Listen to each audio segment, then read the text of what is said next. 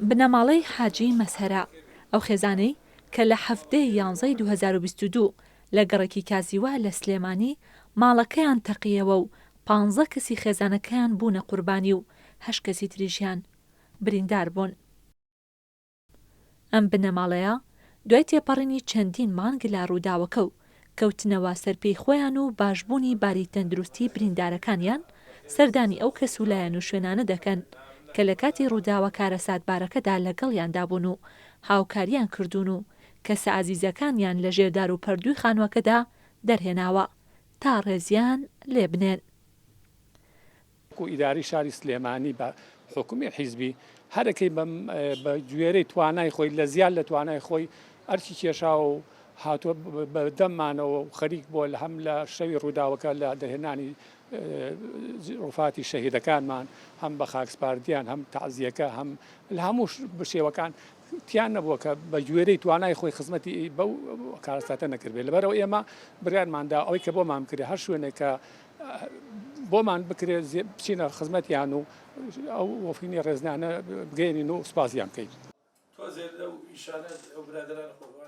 سەبارەت بە دۆخی تەندروستی بریندارەکان و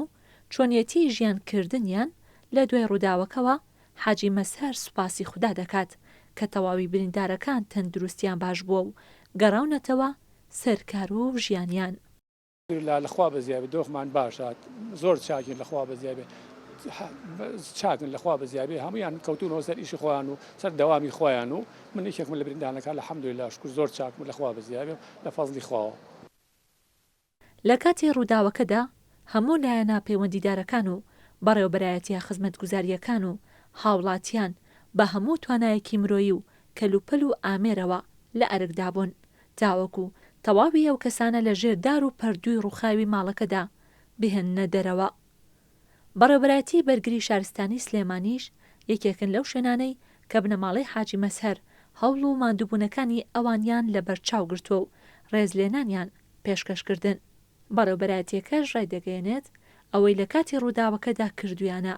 ئەرکی سەرشانیان بووە و هیوادارن کە هیچ کەسێک پێویستی با بەڕێوەبەرایەتیەکەیان نەبێتەوە. زۆر سپاسی بنەماڵەی بەڕێز حاجی مەزهەرەکەم کامڕۆ ئەرچیان کێشا بوات بوون دیارە لەو شەوی ئەو کارەساتە ئەوەی کە لە سێمای ڕوویا ئێمە وەکو بەڕێوەبەرایەتی بەرگری شارستانی وەکو ئەرشی سەرشانی خۆمان ئەوەی پێویست بوو ئەوەی کە لە توانای ئەم بەڕێوەبەرایەتیە بوو بەزیاوە کردمان بۆ ئەوەی ئەو کارەساتە بتوانین خەڵک ڕزگارکەینیا بەزووترین کات